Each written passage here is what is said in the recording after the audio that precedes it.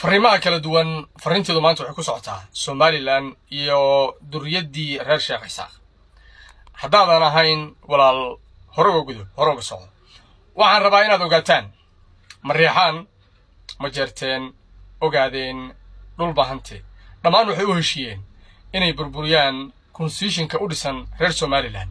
oo ay u diidan yihiin nabadda iyo dhaqaalaha iyo quruxda ka jirta Somaliland soo nasiib xumo ma aha soo nasiib darro ma aha in maanta dhexdiinu aad inta soo istaagtaan ee aad isku wacataan ee aad tiraahdaan Muuse waa qaldan yahay oo Hebel waa qaldan yahay oo reer Hebel adeynuna anagu raali kama nihin inaad tiraahdaan soo doqonnimo halkeeda taagan maaha waxaad ogaataa ma jeerteeni ogaadeen isma jecla Mariixaan ogaadeen isma jecla Mariixaan ma jeerteen isma jecla laakiin dhammaan waxay u midoobeen burburintaada sanataradii Mareykanka Ilhaan Cumar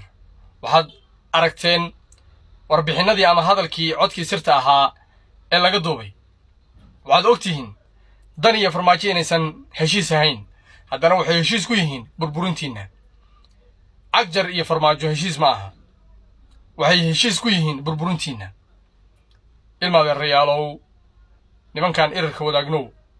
maantay talo u baahan tahay Somaliland ka daaya tafraaruqa ciidanka furinta jooga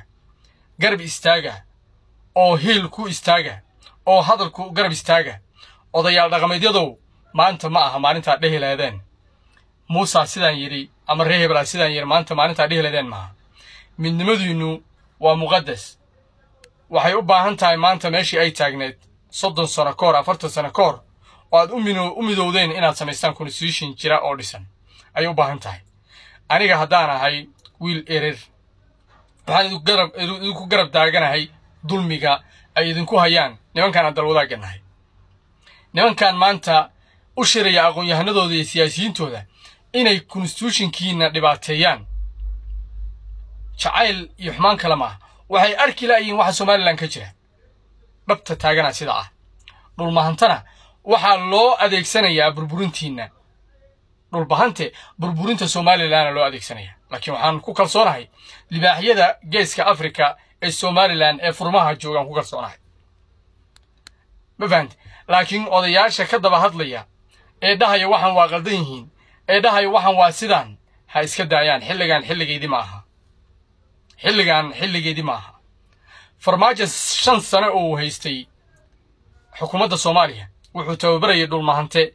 oo saraakiilka dhigayay intaana ulajeedkiisa waxay ahayd inuu maalin ku weeraro Somaliland maanta haddaad adinku luqaafadii weysaan dibad ka